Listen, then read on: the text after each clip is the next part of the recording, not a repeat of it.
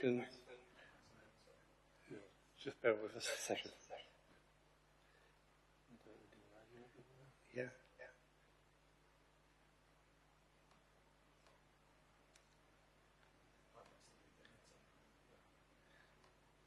Okay.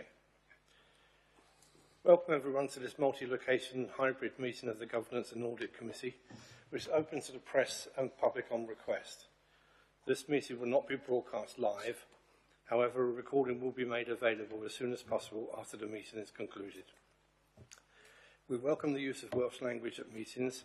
I've had no requests for people to speak Welsh today, so this meeting will be conducted in English only. Please can members attending via Microsoft Teams refrain from using the chat function and instead use the raised hand icon to indicate when you want to speak. May I remind members that as per statutory guidance made under Section 4 of the Local Government Wales Measure 2011 and our formally adopted hybrid meeting policy, any member attending a meeting remotely must be able to be seen and heard by the members and officers who are attending the meeting, as well as by members of the public viewing the meeting. So can I ask you all please to use your cameras for the duration of the meeting. Please remember to keep your microphone muted when you are not talking. Moving on to the agenda. Agenda item 1, appointment of the Chair and Deputy Chair. Could I hand over please to Delith Harris, Monitoring Officer and Assistant Chief Legal Officer. Thank you, Chair. Yes, members are required to appoint a chair for the next year, and the chair must be a lay member. So I would suggest that if we could have a nominations and a seconder for a chair, please.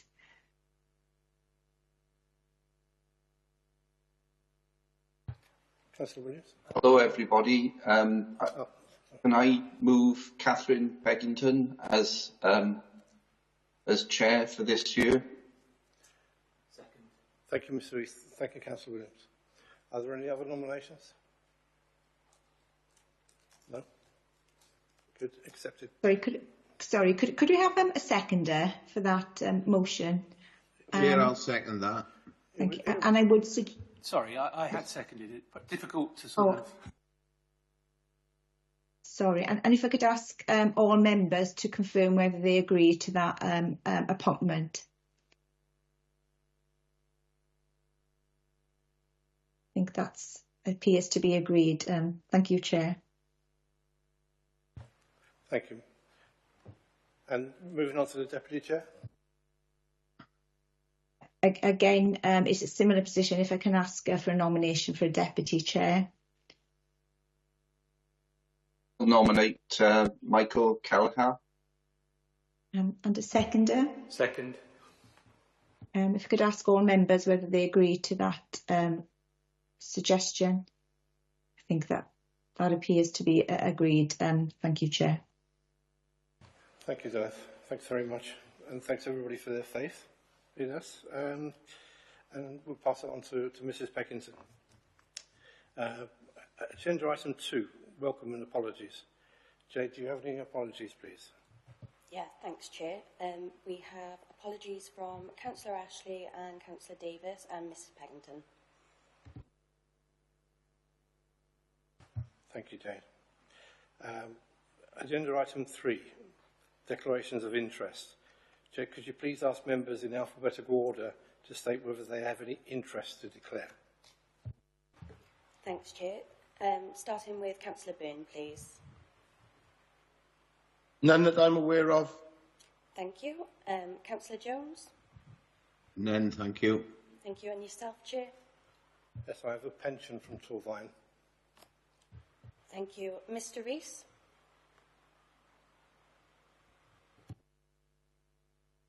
Nothing with regard to what's on the agenda today. Thank you. Thank you. And Councillor Williams, please. Yes, also pension with Torvine. Thank you. Thank you, Jade.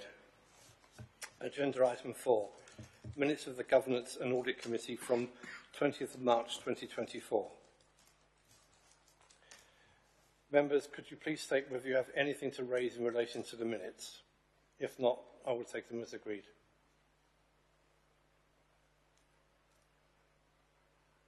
Okay.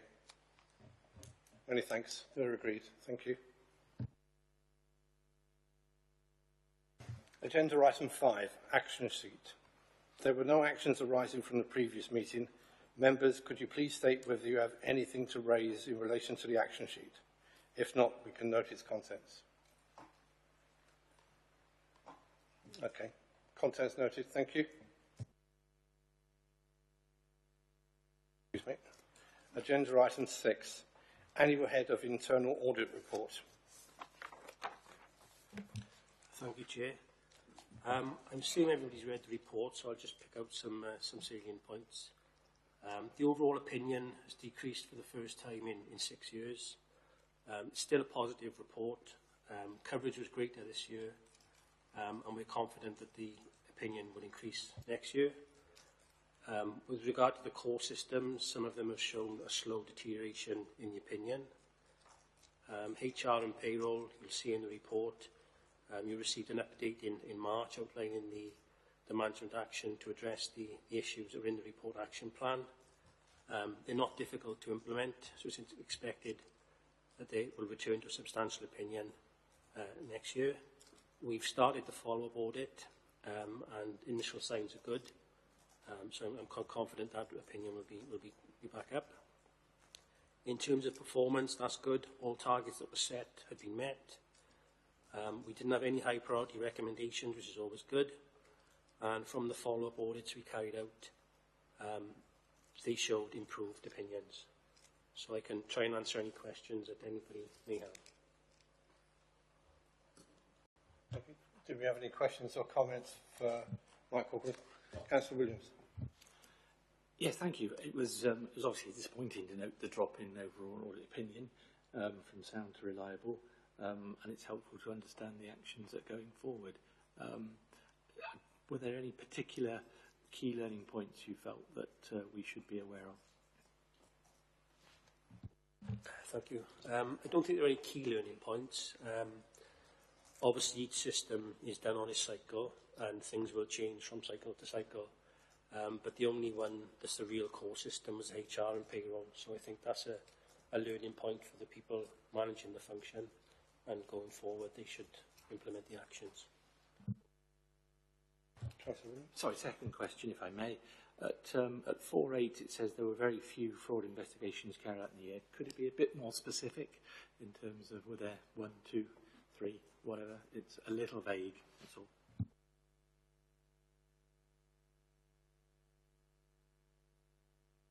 Could you remind us of that point, that note point again? Sorry, it was item 4.8 under fraud strategy and testing. Thank you. Okay. What I'd need to do is come back to you for more detail if you wanted it, because it's Peter's report I'm deputising today, so I'm not exactly sure what the very few fraud investigations carried out were, but I can give you a response if you require one. I think that's helpful because I think it's just detail for us, really. You know, I'm afraid with previous experience in audit, very few is not very good language. So I'm just picking that up as a part of the governance role for this committee. Thank you, Councillor Williams. Are there any more questions or comments at all? Just further to the initial question from Councillor Williams about it's the opinion slipping down. The report that caused it was then the subject of corporate leadership team discussion. Improvements were immediately put in place, and as Mike has said, hopefully the follow-up audit this year will prove those improvements are in place. So just to reassure the committee that Peter reported that issue during the year, we've taken action, and the head of service came to a previous audit committee as well, I think. So, just to satisfy the committee, we took that issue very, very, very seriously, and it's going to go back up, I'm sure, next year to sound. Can I say thank you for that clarification? Yeah, thank you for the clarification. Mr. Rees.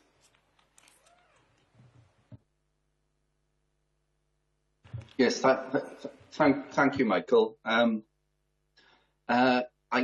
think given what was stated in the report by Peter, that this is the first time that a reliable opinion with scope for improvement has been put on this overall audit for a good number of years, that we should, I think, note our concern that has arisen.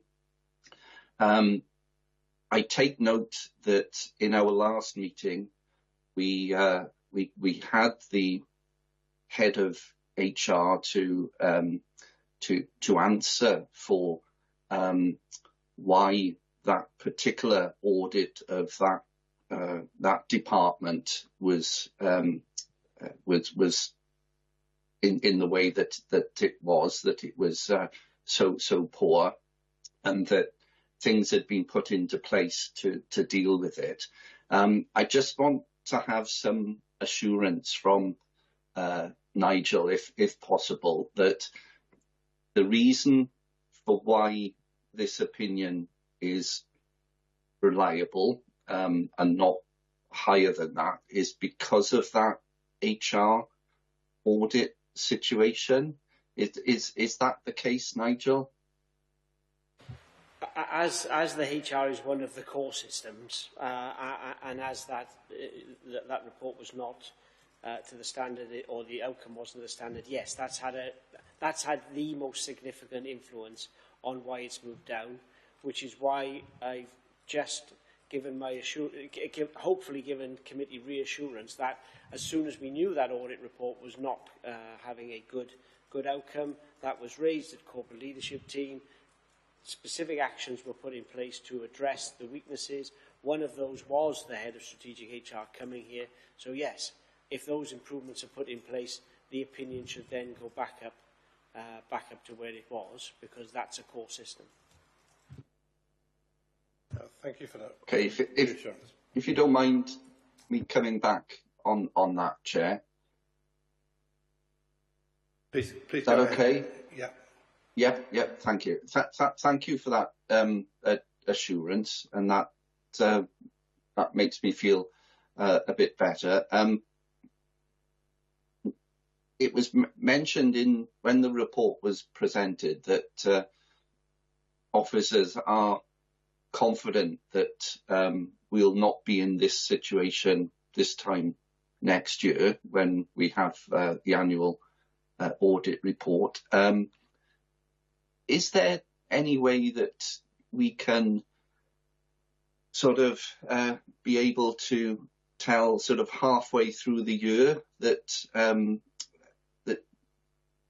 that things are improving?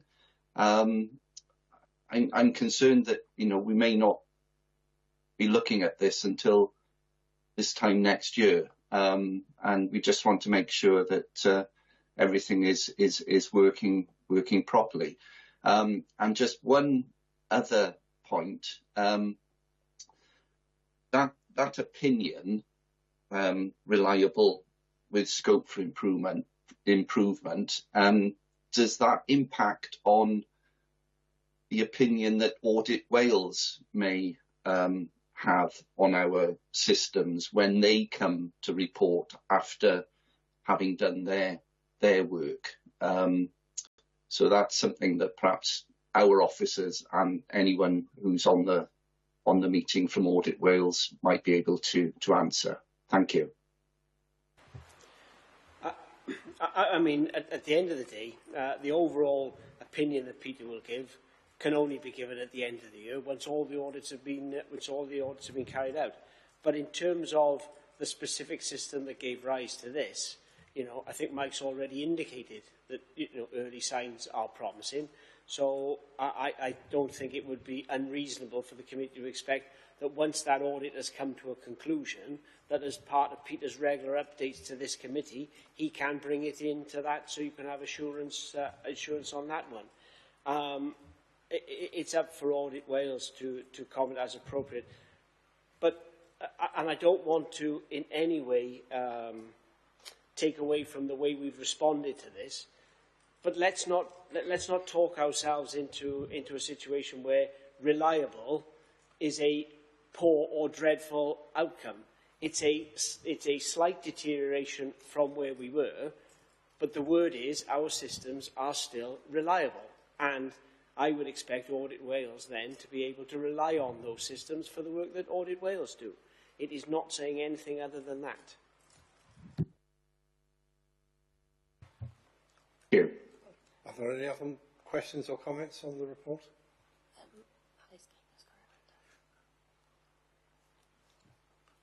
Alice, I understand you want to respond.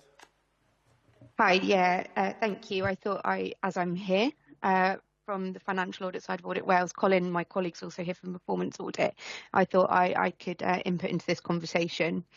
So from the financial audit point of view, we will look at the work that internal audit have done in the year, but we don't place any reliance on their work. So we will use that work to form our risk assessment of any risks of misstatement, but we won't be relying on that work. It's not an approach that we take under the Audit Wales approach.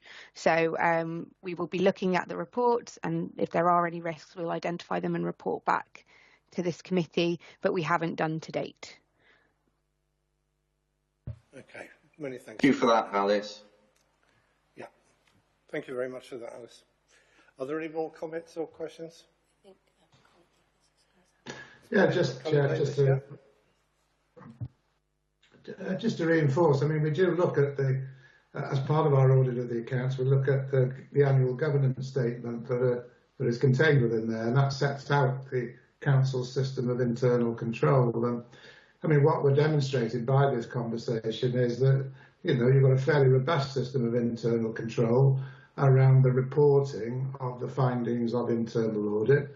From our perspective, we can hear that those findings have been taken into account by the senior leadership team and action, and that as a governance and audit committee, you're paying attention to that and you're challenging officers to get assurance that these matters are being dealt with. So from an Audit Wales point of view, we're getting assurance from listening to this conversation. Thanks, Chair. Thank you, Colin. Your reassurance is also welcome. Thanks very much for that. Are there any more questions or comments? Okay. Members, the recommendations are on page 23 of the agenda. Could you please state if you are against the recommendations or wish to abstain? Otherwise, I will take them as agreed. Okay, I take them as agreed. Thank you very much for that. Agenda item 7, the Audit Wales annual plan. We have with us Alice King and Colin Davis, who have just responded to the questions here, which we're grateful for, from Audit Wales. Could you please present your report to us, please? Yeah, thank you, Chair. I'll be taking the beginning of this report, and then I will pass on to Colin to take you through to the end. So that's how we'll plan on presenting this item. So our audit plan we provide every year, and I will be taking you through the key points of the report. I won't be taking you through every paragraph, but I'm happy, and I'm sure Colin will be happy to answer questions on anything that is contained in our audit plan. So I'd like to start by taking you through the financial audit elements that we've included. So starting on page 49 of your report pack, and that takes you through materiality for Torvine. So our planning materiality, we calculate based on last year's gross expenditure fees and the gross expenditure figures. These are then updated when we have your 23-24 accounts. So we've been working on a materiality of 3.96 million for the council. There are some key areas that every year we identify as material by nature. And for these areas, we'll set a lower materiality because we believe they're of interest to the user of the accounts. So for this year, we have included senior officer salary, benefits and compensation as a material by nature item, and that has a materiality level set at £1,000. And then we've also included related party disclosures as material by nature. We split this into two sections. So transactions with officers and elected members, we've set a level of £10,000 for that. and transaction with associate or subsidiary companies will be set at the normal level of materiality. Moving on then, we have included our financial statement risks. These are risks that we've identified through our planning process that we undertook between March and the end of June. The end of May, beginning of June, sorry. So we start off with any significant financial statement risks that we identified. One, this is the risk that management will override any controls present in the authority. This risk is a risk that's laid out in our auditing standards. We believe that we can't rebut this risk in any of our entities, and so we have to consider it for all of our audited bodies as a significant risk. Our planned response to that risk won't have changed from the prior year. Moving on then to page 51. We're looking here at other potential risks of material misstatement, but that these are not deemed to be significant. So there's 4 areas of audit focus included here. The first is the valuation of the pension fund net liability.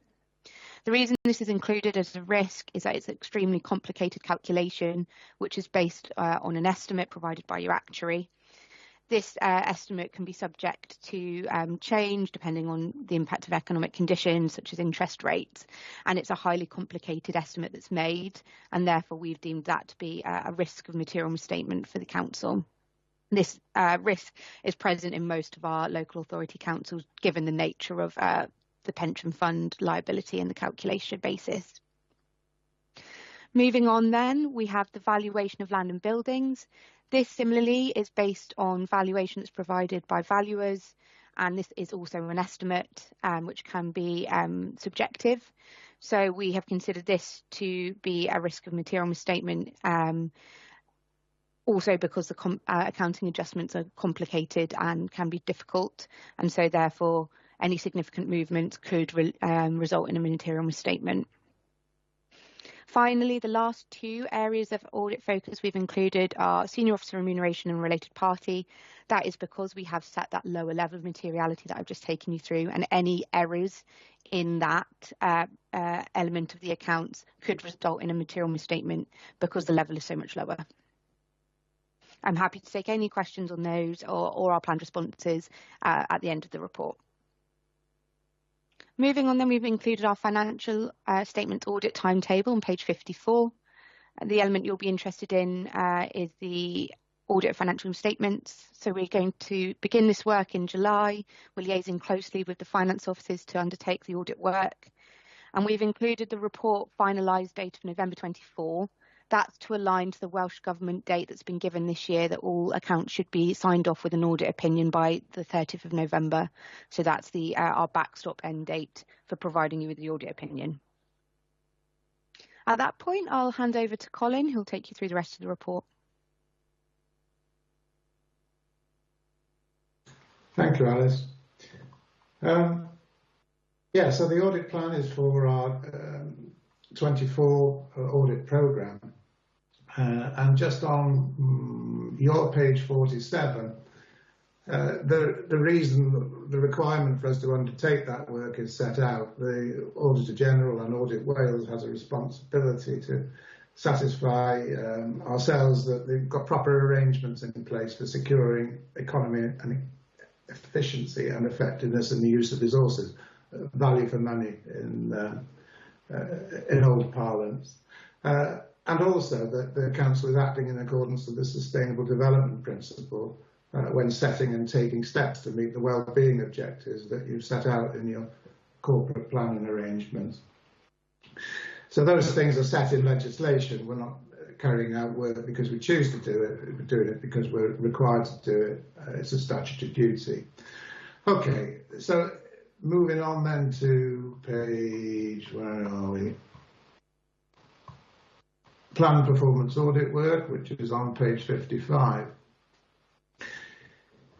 The plan that we've issued includes assurance and risk assessment work. That's a project that's done at all 22 councils in Wales.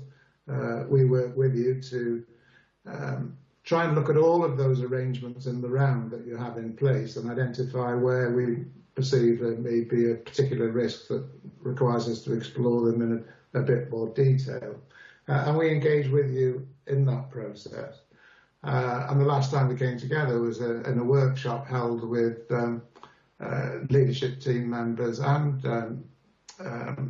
political members in February this year.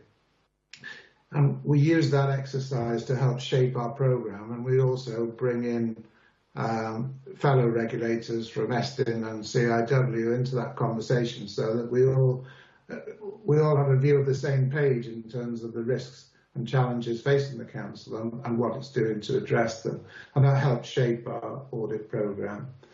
We still have a specific local project on counter-fraud arrangements from last year's programme that we're liaising with you to get the timing of that right. We had intended to carry it out shortly, but due to sickness of a key officer that would need to be involved in that study, we're looking to delay that slightly.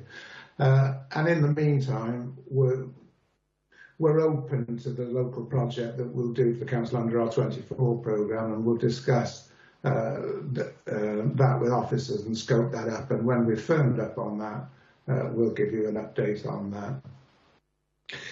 I need to touch on the thematic review that's identified in Exhibit 4, Staffing Resources Pressures in Local Government. A decision's been made not to undertake that work as part of this programme. We'll be deferring it to 25-26, and the Auditor General will be writing to all councils to explain that decision. I haven't seen the letter he's drafting, but when we come to the next item in the agenda, you'll be familiar with that. Audit Wales has had a backlog of delivery of projects for some time now. Your audit update includes stuff from the programme of 22-23 and 23-24. And, you know, a while ago now, but as a result of COVID and also for challenges in recruiting in our sector, capacity has been a challenge for us. I think it's been fair, both on financial audit and performance audit. So as part of our plans to address the backlog and bring ourselves up to date, this decision's been made to defer that thematic review.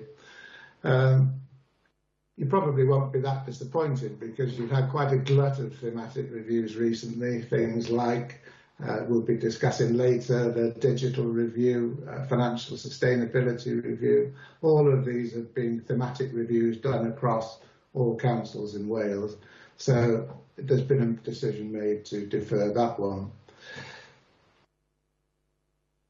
If I move to the fees and the audit team, in Exhibit 5, the breakdown of audit fee, where the fee of 114,000 is identified performance audit work, that will be changed as a result of deferring that thematic review. Will reduce the audit fee for the council, proportionately reflecting that work won't be delivered. If the letter from the Auditor General for Wales doesn't set out that detail, I'll provide it subsequently when that's been clarified. Exhibit 6 sets out the individuals in Audit Wales that form part of the team. Alice and I are here today. Richard Harries is the Engagement Director.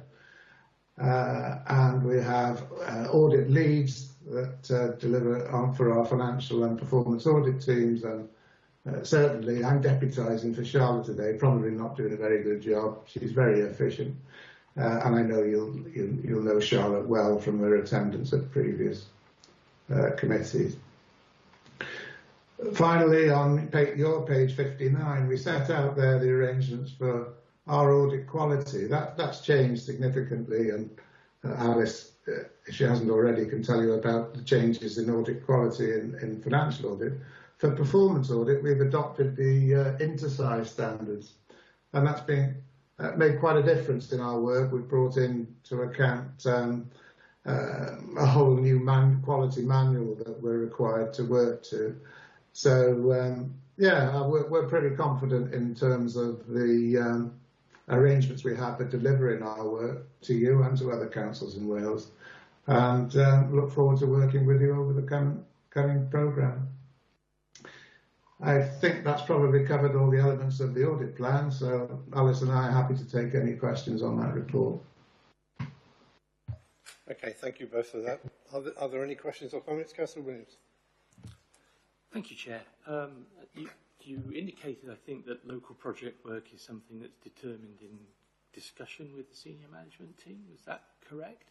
And I was just going to check if there were any initial indications of whether there may be something there, or whether this is something that is you're like holding fire on simply because you mentioned you've still got to complete the counter-fraud piece of work. Clarification would be great. Yes, it's correct that we speak to officers and members in formulating our view of risks, of systems and procedures that the council may have that warrant an objective view as part of our work on local project. We haven't determined what that will be as yet. We have determined that we've got our assurance and risk assessment project. That's ongoing. For example, your head of planning services is leaving the organisation shortly, and one of my colleagues interviewed your head of planning this week to get a feel for what are the risks and challenges in that planning service, and does that warrant, does that present any performance audit risk from our perspective, and does that warrant a review? So that's an option for a local project this year. One area that we've discussed with the council, which is a positive aspect, is that you have arrangements in place for fast-tracking service improvement where that's deemed to be required. And we've seen that the way that the council has addressed challenges through the education estimate inspection. You've also had children's services where challenges have presented themselves, and the council's put into place this sort of fast-track service improvement arrangement. That's another area that's potentially there for a local project. And also where we've carried out previous reviews, there's scope for us to return to those areas and follow up and establish how the council has addressed our previous recommendations. So these things are floating around in that determination of what this year's local project would be.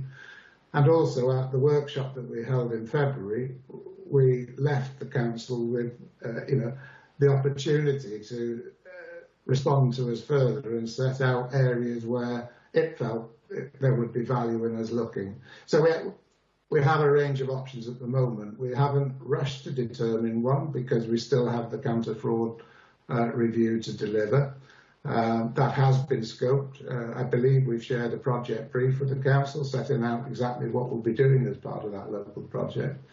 So I hope that helps explain that the process that we determine what our local project will be and that we engage with you on that.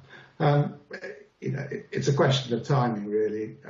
We could take the decision of what that 24-25 project will be, but we certainly won't be delivering it till quite some way down the line.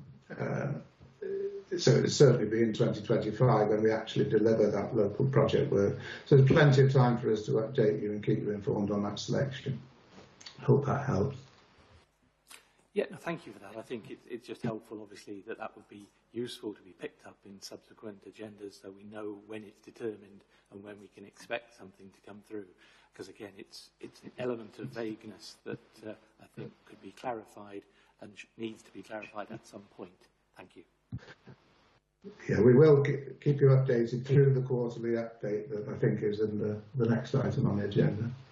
Okay, thank you for that. Are there any other questions or comments on the Audit Wales annual plan? Okay, let's move. It's only just a comment from the council's point of view to recognise that we have a very good working relationship with Audit Wales, with Alice, with Colin, and all their colleagues, Charlotte, etc. And that openness between the two organisations certainly makes for a better audit product and certainly makes for a better product from the council. So I think that needs to be recognised by the Audit and Governance Committee as well. Yeah, thank you for that. And just from a personal point of view. It's a complex area for me as a layperson, and I particularly want to commend you for the clarity of the presentation in the report. I found it very helpful. Thank you. So we move on now to agenda item 8. We're back with the Audit Wales quarterly programme update, quarter 4. Alice and Colin, could you present your report, please? Hi, thanks. Yeah, we'll work similarly. I will take you through the financial audit elements, and I will pass to Colin then to take you through the performance audit elements of this paper. We want to kind of acknowledge that this we're kind of out of sync with the committee and our quarterly updates. So this was accurate at the 31st of March, and obviously things have moved on since then. So both Colin and I will be updating where we think appropriate on this with a verbal update, so you have a more up-to-date picture. So I hope that's helpful. So starting off with the annual audit summary, not a lot to say here. We issued that to the council in March, and you'll have had time to read and process that. That's a summary of the work up to date for last audit cycle. For our financial audit work then, our audit of claims and grant claims and returns is completed, subject to a couple of final documents being provided to the council. So that work is now complete. And then moving on to the audit of the council's 23-24 statements. This has obviously been updated because we talked about this in the audit plan. So we will be starting our audit, as I said, in July, and the backstop date for us to finish that work is November, although, of course, we will be hoping to complete that work much sooner than the November deadline that I've put in the audit plan. And we're in discussions with Nigel and Dave about how that looks, but we look forward to starting working with the council from in the next couple of weeks. So at that point, I'll pass over to Colin to take you through the rest of the report. Thanks, Alice. So I'm picking this up on your page 64 in the papers. Just referring back to what I said about the reasons for deferring on the thematic project, you'll see the first is 22-23 performance audit work, and this reflects what I said about, we have got a backlog, we've had capacity issues, and we're trying to catch up with these things. Our assurance and risk assessment, well, described as backlog, but actually that's a repetitive project that we do at all councils every year. The two elements of that are reflected as ongoing is review of the council's financial position. Well, in the current climate, that's something that we work closely with the council and particularly with Nigel and his team to keep up to date with how the council's dealing with the financial challenges. The second reference there is to the use of performance information with a focus on service user feedback. That was a thematic review done under the assurance and risk assessment, and it's the final report is on the agenda. I think Tom is presenting a paper with our reports and how the council is addressing our recommendations later in the agenda. So that report is now completed. The next item is thematic review again of unscheduled care. This has been, the work has been completed, but our capacity challenges have affected our reporting of that work. Reporting is still ongoing, and I think there's one individual in the organisation who's working through all of those individual thematic local reports. So I'm afraid to say that we're still awaiting that to be completed in your case. Thematic review digital, that report is also on your agenda today. So that takes us into the 23-24 programme, which is the cycle that we've just completing. Assurance and risk assessment, I referred earlier to the workshop that we held in February and how we're dealing with the work that we covered in that workshop and translating it into a decision on the local project. The commissioning and contract management thematic review, that is scoped. It says project brief to be issued summer 2024. We're talking to the council about whether that's shown as being planned for delivery September to December. It may be that we might look to deliver that a little earlier, because we know how closely the council is now working with Blaenau Gwent Council, and we've just completed that review in Blaenau Gwent. And we wondered whether it would be useful for us to use the same team member who carried out that work in Blaenau Gwent and to follow it up quite quickly by undertaking that work with you in Torvine. So I know the Chief Executive is on leave at the moment, but we'll pick that up with Stephen on his return and see if we might bring that forward. Thematic review of financial sustainability, yeah, there's an update there. It's showing fieldwork scheduled. That fieldwork has been completed, and we have shared our draft report with the council, and so it's with you for internal clearance at the moment. And counter-fraud arrangements, lastly, on our local programme, I've given you an update on that. We're still looking to deliver that. It says June to September, but you've had a key member of staff who's on sick leave at the moment, so that might delay us carrying out that work a little. That covers off all of our local audit programme with the council. The remainder of the report you'll be familiar with. It sets out our local government national studies for interest, because oftentimes when those reports are delivered and the reports published, it includes recommendations not only for dealing at national level, but also recommendations that are relevant to individual local authorities to act on. So they're there for your information. And also we try and include an update on Estin and CIW's activity, really to demonstrate that we try and work in concert with them and keep an eye on what each other is doing, so that we join up our efforts to get better value out of them. And finally, we include at the end our Audit Wales national reports, together with links to them on our website. So I hope it's a useful information source for the council and for the committee in particular. Thank you. Any questions? Yeah, thank you for that. Councillor Williams. Thank you, Chair. Just picking up on the point you made in relation to the thematic review around unscheduled care on page 64, is this an example where you would be working with some of those other audit bodies, such as CIW and Health Inspectorate? One assumes so, because obviously the interlinks are with other organisations who are audited in other ways, but some clarity would be helpful. And I think you indicated that that has been delayed.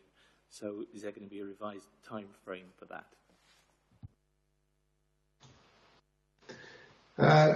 Yes, I can confirm that we did carry out that work in liaison and concert with our fellow regulators.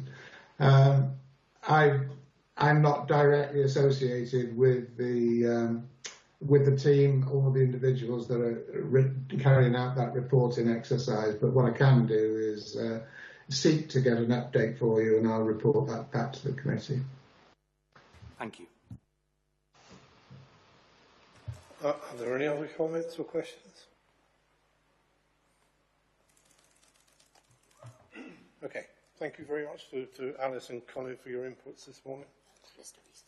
Sorry, Mr. Rees, I didn't see your hand up. Yeah. Thank you, Chair. Sorry for being late with putting my hand up there. Just a comment. Thank you, Colin, for that that overall assessment of where things are going, and giving us a clear idea of when these specific audits are going to take place. I was particularly interested in your reference to shared working in inverted commas between Torvine and Blaenau Gwent, and I would be very interested and fascinated to see how, as that work develops, to see whether there are real savings can be made for both authorities without a deterioration in service delivery. So it'd be great to see you, Audit Wales, looking into that in the future, to see whether there's lessons that can be learned, not just for us, but for other local authorities across Wales. So thank you for bringing up that. It'd be interesting to see how it all develops. Thanks. Well, I think my response would be that, yeah, we're also interested to see how that develops. I mean, to the extent that, well, we're not involved at the moment, other than the fact that we have consistency in the team members that carry out the audit of Torvine and the audit of Blaenau Gwent. They're two separate entities, and although you're setting out to work more closely with each other, we know what both parties have put out in the public domain in terms of what that will entail. And as I understand it, there'll be a discovery phase, I think is the phrase that's been used for it, that will be for at least the next 9 months or so, which is what it's described as, which is looking for those opportunities to pick up best practice displayed by each or one or the other of the two councils, and to adopt that where it's feasible to do so, and look for other opportunities that closer working presents for itself. All I can say is that I reflect what Nigel said. We have a great working relationship with both councils, and we'll continue to use those relationships to offer support and an objective view as and when we can. So we're very interested too, and look forward to that. Okay, thank you for that. I certainly think this is something for us to evaluate as time progresses. Thank you to Alice and Colin for your engaging contribution this morning. I take it there's no more questions or comments? Okay, many thanks to both of you for attending this morning. We're going to move on now to agenda item 9, update on external regulatory reports. Tom Roberts, Business and Democratic Support Services Manager. Could you present your report, please? Thank you, Chair, and good morning, members. This report sets out details of any new external audit work received by the Council. As the committee is aware, Torvine Council has a protocol for dealing with new external audit reports, which have been agreed by this committee. In brief, that requires all new reports to be received by the Governance and Audit Committee, referred to the relevant Scrutiny Committee or maintained under the oversight of this committee and added to the Council's single Governance and Improvement Action Plan. This is monitored by this committee every 6 months. The report isn't to undertake a scrutiny of the recommendations, rather it is to assure itself that the recommendations being received are being properly considered and actioned. That said, if there are any questions about the specifics of each report, I will either try and answer or get the information you need outside of the meeting. As you can see, there are 4 new reports received by the Council since the last update in March 2024. Finally, you will note for the first time I have included organisational response forms where available, which are issued by Audit Wales, setting out our response to recommendations received. So as far as the 4 reports received, they are as follows. Firstly, the use of performance information, service user perspective and outcomes. Audit Wales considered that the service user perspective and outcomes information provided to senior officers and senior members and how this information is used. Overall, Audit Wales found that performance information provided to senior leaders to enable them to understand the service user perspective and the outcomes of the Council's activities is limited, restricting their ability to understand the impact of their service and policies. Audit Wales made 3 recommendations to strengthen the information given to senior leaders. The report and its recommendations sit within the portfolio of the Governance and Audit Committee. It will therefore be added to the action plan for governance improvement for future monitoring by this committee. Secondly, the digital strategy review. Audit Wales looked at the extent to which the Council's strategic approach to digital has been developed in accordance with the Sustainable Development Principle and whether it will help to secure value for money in the use of Council's resources.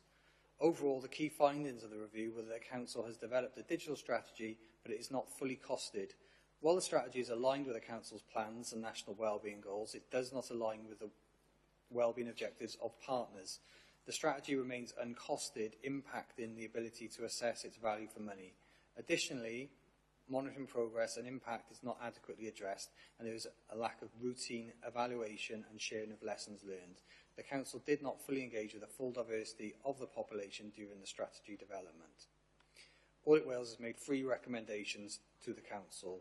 The report and its recommendations sit within the portfolio of the Adults and Communities Overview and Scrutiny Committee. It will therefore be added to the Action Plan for Governance Improvement and referred to that committee for future monitoring. The third report is the governance of national park authorities. Audit Wales reviewed the governance arrangements across the national park authorities in Wales. Overall, Audit Wales found that the governance for national park authorities provides a clear framework to discharge their key functions, but weaknesses in implementation present a risk to good governance. As you might expect, the report and its recommendations largely focus on national park authorities and Welsh Government. However, there is a single recommendation for improving accountability for members who sit on national park authorities, requiring local authorities in Wales to work with the Welsh Government, national park authorities to develop an accountability framework for the members who are sitting on national park authorities. The report's recommendation sits within the portfolio of the Governance and Audit Committee, and it will therefore be added to the Action Plan for Governance Improvement for future monitoring. Finally, the fourth report, Sustainable Development, making it best use of brownfield land and empty buildings. This report examined how Welsh councils are supporting and encouraging repurposing and regeneration of vacant properties and brownfield sites into homes or for other uses. The report concluded that despite notable amounts of brownfield developments being delivered by councils, regeneration could be increased significantly with a more systematic, interventionist and collaborative approach. By drawing on successful approaches elsewhere and more focused planning, councils could be better equipped to overcome significant barriers. Audit Wales made 5 recommendations, 3 of which are to be actioned by Welsh local authorities. The report and its recommendations sit across the portfolios of 2 of our Overview and Scrutiny Committees, Adults and Communities and Economy and Environment Committee. The report and its findings will therefore be referred to these committees for future monitoring. Finally, the Council is in the process of developing the required organisational response form. I'll be happy to take any questions. Thank you, Chair. Yeah, thank you, Tom. Are there any questions or comments?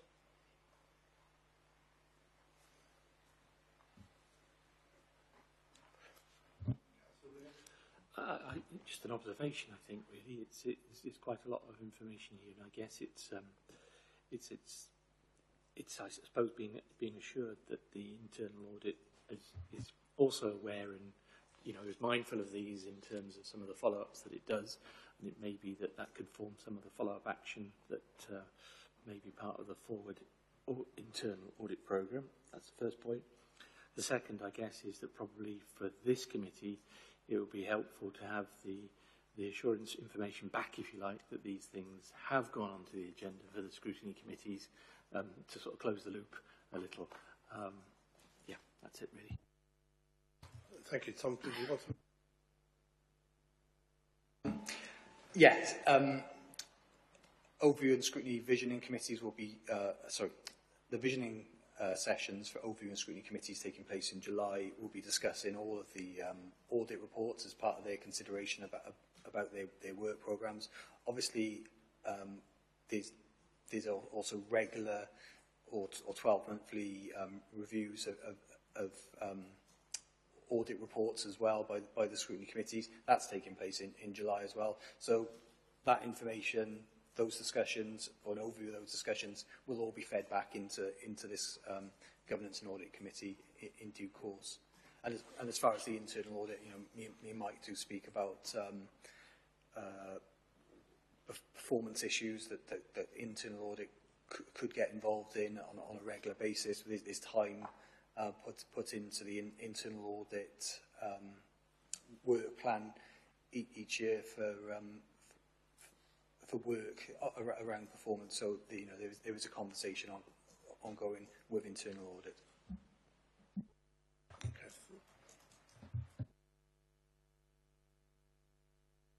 Sorry, Colin, you have your hand up? Yes, thank you, Chair. I mean, I just thought I'd share with the committee an Audit Wales perspective of this. Tom's very helpfully presented that report to you. My perspective on this is that this is a good example that demonstrates the working relationship that we, a professional, mutual, respectful, professional relationship that we have with the council. In there, you've got examples of a range of reports. There are 2 thematic reports, so those are reports, digital and performance information, that were done at all 22 of Wales councils. You know, you'll pick up in those words that there were some critical aspects in terms of the judgments and findings made, but they're not unique to Torfaen. Certainly similar areas that required improvement were identified in many councils in Wales. And those 2 particular reports, although those are the local reports, there will be a national summary report that's coming out that will pick up those issues on an all Wales perspective. So that's something to look out for. The other thing that I would say is that it demonstrates the strong assurance arrangements that the council has in place. We have this good relationship with the council, but when we share our draft reports, we have a pretty robust discussion between us about the factual accuracy of those reports and the evaluation of those facts that lead us to the judgments that we make. And we work with council officers to ensure that the final report is reflective of those discussions, and we've taken things into account where we should. The final thing that it demonstrates is that our recommendations just don't fall into a void somewhere. Those are picked up and they're reflected now in those organisational response forms and fed through into the arrangement that the council has to monitor progress in action in those recommendations. So from my perspective, and listening to that presentation and the content of the report you have today, that really demonstrates good arrangements in place. Thanks, Chair. Thank you, Colin. Mr. Yes, thanks, Chair. Thank you, Tom, for that report, and thank you, Colin, again for your comments there. It's really useful to see there quite clearly in black and white that these recommendations are now going to be incorporated into the work programme, and I trust that some work has already started to take place around all of that. I just wondered, Tom, if you're able to give any indication as to a timeline as to when things may be coming back to us as a committee for us to, double check that this work has been carried out. Thanks. I think there's various answers to that question. Part of it is any items on the agenda which are the responsibility of sort of governance issues, the responsibility for this committee to review. You receive 6 monthly updates, so you had an update in March on any activity around external audit reports under your remit. So you'll have another one. I think the next committee is in October, so that will provide you with that first update, and then every March and October going forward until you are satisfied as a committee that that suitable actions have taken place to mitigate the recommendation. As far as the external audit reports that are the responsibility of overview and scrutiny committees, we do our annual review of those recommendations. That takes place in July. Was meant to be a bit sooner, but because of the election, it's been pushed back. So any conclusions, any recommendations that each committee makes, that will be fed back into your Governance and Audit Committee papers in October. And then, as I mentioned to Councillor Williams, the visioning sessions taking place in July, which I appreciate you might not know about the visioning sessions. They are the sessions that Overview and Scrutiny Committees undertake to look at their work programmes for the year ahead. They'll also be considering, as part of their discussions, any new audit work that's come in. So they'll do annual monitoring, come what may, but they may decide actually if a report is significant enough that they want to feature that report as an item on their work programme. If that is the case, if any work is undertaken on any audit activity, again, we'll report back into this committee as and when it takes place, and the committee makes recommendations. Hopefully that answers your question. Yes, thanks a lot, Tom. Cheers. Councillor Williams. Yeah, just to say, I think it's very helpful to see the organisational responses included within this. I think it's only an observation. I think it's potentially possible to perhaps bring those together almost as a plan. It's the readability and being able to find the information in a lengthy report is sometimes difficult. So I think if the organisational responses could be, here we are, these are the things collected in one place, it's easy to reference and then track. Just because there's a lot of stuff you've got to wade through, which, with all due respect, is probably a level of preamble which the Audit Commission rightly have to put in place. But I guess for us, we're interested in what's affecting us here in Torvine for this committee. And if we could hone in on that, that would be really good. Just something to consider maybe, Tom. Tom, did you? I will consider, and I might come back to Councillor Williams just to make sure that I've sort of captured your thoughts. Okay, thank you for that. Are there any more questions or comments? Yes. Councillor Jones? Yeah, just to say on the for some reassurance for the committee on the digital report, I'm the cabinet member with the responsibility for digital. I've already had some discussions about this. It was in draft about the report, and virtually as soon as it arrived at the council, I welcome the fact that it's been reported today that it will be looked at by the Scrutiny Committee, and I'll be encouraging the Scrutiny Committee at their visioning session to look at that. And yes, I'll be looking forward to it coming back with a report to this committee in the future. I'm just saying that to give reassurance that officers and the cabinet members take these reports very, very seriously. Thank you for that, Councillor Jones. Are there any more comments or questions? As a lay member of the committee, I just want to make a couple of small points, really. I've just reassured myself that the officers and the councillors are working together mutually for the benefit of the provision of the services of the council. And the relationship between Audit Wales and the council itself is based on mutual respect and professionalism. It's good to hear. It'd be worrying if we didn't hear it, but it isn't there. So thank you for that. Thank you for that reassurance. Members, the recommendations are on page 83 of the agenda. Could you please state if you are against the recommendations or wish to abstain? Otherwise, I will take them as agreed. Agreed? Thank you very much. So we move now to agenda item 10, Annual Governance Statement. Delith Harris, Monitoring Officer and Assistant Chief Legal Officer, could you present your report, please? Thank you, Chair.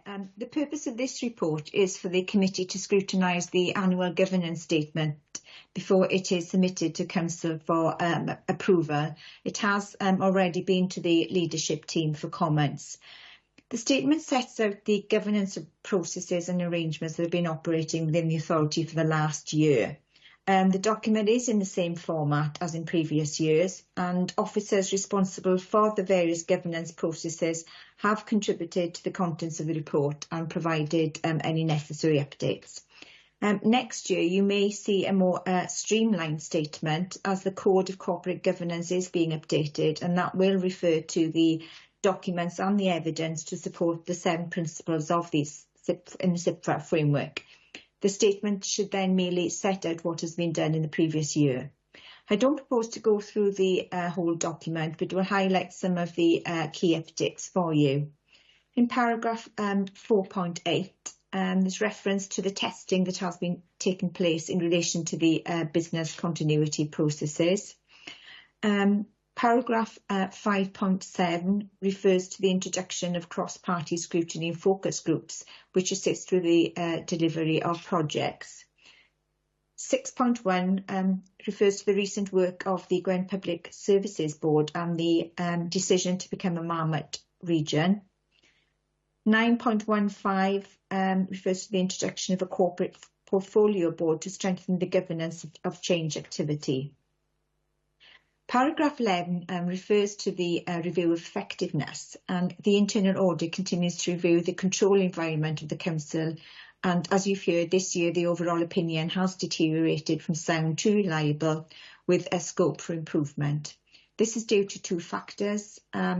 Firstly, as you've heard, a decline in the opinion of the co-financial systems, including the HR system, which is only limited. And secondly, the number of opinions with a full or substantial has decreased from 82% to 75%. However, just to reassure you, there are no significant control issues that need to be reported in this statement, and there were no high priority recommendations identified in the work carried out by the internal audit. It is hoped that when the recommendations in each audit are implemented, the opinion will return to the previous level of sound next year. So the review of effectiveness has concluded that the arrangements are effective, and in Appendix A is a history of the opinions of the major core systems of the authority. So you are being asked to consider this statement before it is approved by Council later in the year. Thank you, Chair. All right, thank you, Dennis. Are there any questions or comments on this report?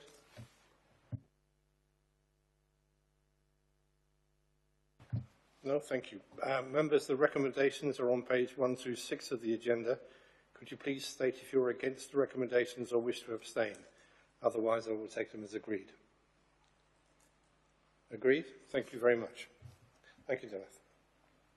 We'll move now on to agenda item 11, Treasury Management Activities 2023 to 24. Chris Gingell, Treasury Management Accountant, could you present your report to us, please? Of course. Thank you, Chair, and good morning, everyone. I'm going to talk you through the report on the Treasury Management outturn for 23-24. The overall Treasury and capital strategy was approved by full Council on the 28th of February 23. The Council continues to take a cautious approach to its borrowing and investment strategy. There were 3 changes to the Bank of England base rate during 23-24. It went from 4.25% to the current rate of 5.25%. This meant we received 1.5 million interest on our investments compared to 999,000 in 22-23. Due to the additional interest and cash balances within Torfaen, it enabled us to pay off our remaining 4 LOBO loans to the value of 15 million.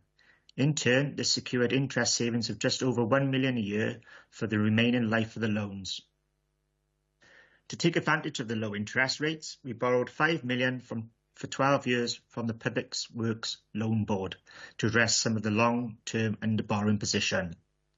Currently, the Council is under-borrowed by around 25 million as at the 31st of March. Torfaen's external debt fell from 133 million in 22-23 to 112 million in 23-24. Within paragraph 4.1.1, this shows the categories of the debt. As shown in the graph under 4.1.3, a large amount of loans within the portfolio will be paid off in 28-29, so we will need to reborrow during this period. We also maintained our MiFID professional investment status by keeping at least 10 million in our investment balances. The authorised limits and operational boundaries for external debt in paragraph 4.3.6 were not breached in 23-24. You'll notice that the limits decreased from budget setting. This was due to the slippage from the Cardiff City deal and slippage in the projects funded by Salix loans. In paragraph 4.3.7, we have a key affordability indicator. This shows the ratio of the financing costs compared to our net cost of services. At budget setting, it was 4.2%, and the actual as at year end was 3.9%. Again, this was due to the slippage in the capital programmes and early repayment of the Lobo loans, as mentioned earlier. Council spent 23 million through the capital programme in 23-24. The programmes are detailed in paragraph 4.4. Total slippage into 24-25 was 7.8 million. These are also detailed in paragraph 4.4. The council investments in assets include the expansion of Crown Bridge and a new building of Maindy Primary. We also continued the development of the British and Green Meadow Farm. Thanks for listening. I'm happy to take any questions. Are there any questions or comments for Chris?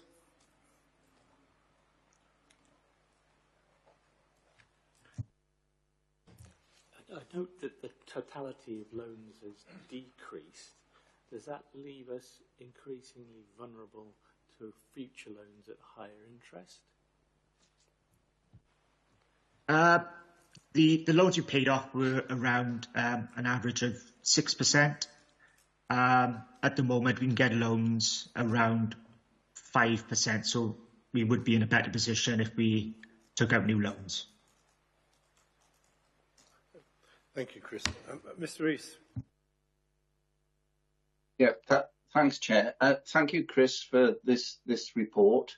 I'm glad to see that everything seems to be quite sound regarding our investments and borrowing. You probably will be aware that a number of English councils have got themselves into quite a mess regarding this aspect of their work. I noticed the other day that there's one council in particular has had their credit rating withdrawn. Could I seek assurance from you that this report shows that in terms of that aspect, credit rating for Torfaen Council is sound? Yeah, that's probably more like the statement of accounts, I would probably say. The assurances that will come from Audit Wales once they do the audit. But in terms of the cash at the moment, it's all looking sound. And then obviously you've got the MTFPs, which I'm not really familiar with at this time. It all depends how much the savings that are going to be made over the next couple of years. Hope that's okay. Thank you, Chris. Nigel? Perhaps I could come in on both the questions. In relation to Councillor Williams' question, obviously when to borrow and the timing of borrowing, you're always to a certain extent at the risk that interest rates can move against you. But we do have Treasury Management advisors who, whose advice we take account of, and getting that decision of when to borrow is always difficult. As Chris has said before, we're under-borrowed, at the moment, because simply if we went out and borrowed now, and because we don't need it, it will increase our cash balances.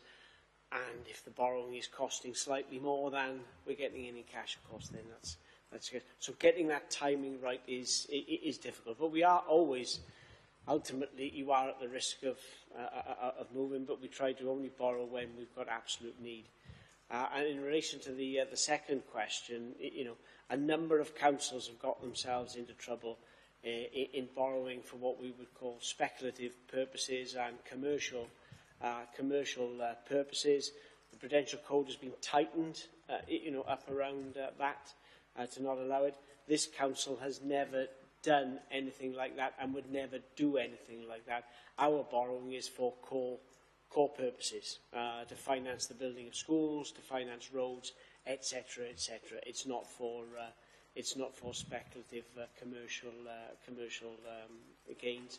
I mean, obviously, we don't have a credit rating. We've never, applied for, a credit rating and everything that goes with that. But as Chris said, when we have our audit of accounts, we always have an unqualified opinion, and they will look at all these factors. Thank you for that. Are there any more questions? Yes. Sorry to come again. Just picking up on 4.4, when you're talking about the capital programme slippage, and a breakdown is very helpful, so thank you for that. I guess it's really just sort of some assurance that we feel we are able to recover that. Some things may be outside of our hands, I appreciate, but things that, if you like, are more in our control, such as highways programme or low carbon heat pumps, are we confident that we can catch up, if you like, in terms of the capital commitment? I mean, I think the slippage has always been, an issue for councils and, all councils. And as you rightly say, some is outside of our control. But one of the reasons why we've invested in and brought in a new programme management office is exactly to get past this slippage for any reason other than it's either the right decision. So, for example, we had a school where the original cost was slightly exceeding the budget, therefore we had to value engineer that down. Well, that slipped, but for good reasons. But the idea behind the PMO is that that's the only time we would slip then. Actually, where it's in our control, we deliver our projects to budget and time. So whether it takes us another year to finally catch up and get this slippage out, but we've certainly now got the processes in place, Councillor Williams, to focus more clearly on the delivery of projects as well as the funding of projects. Thank you for that, Nigel. Are there any more questions? Members, the recommendations are on page 150 of the agenda. Could you please state if you're against the recommendations or wish to abstain? Otherwise, I will take them as agreed. Okay, agreed. Thank you very much. Moving on to agenda item 12, internal audit plan update 24 to 25. Mike Corcoran from the Internal Audit, could you please present your report? Thank you, Chair. This report is just an update on the plan for 24-25 that you were presented to with and approved in March. At that time, we were still for consultation. Our consultation is finished with directors and service areas.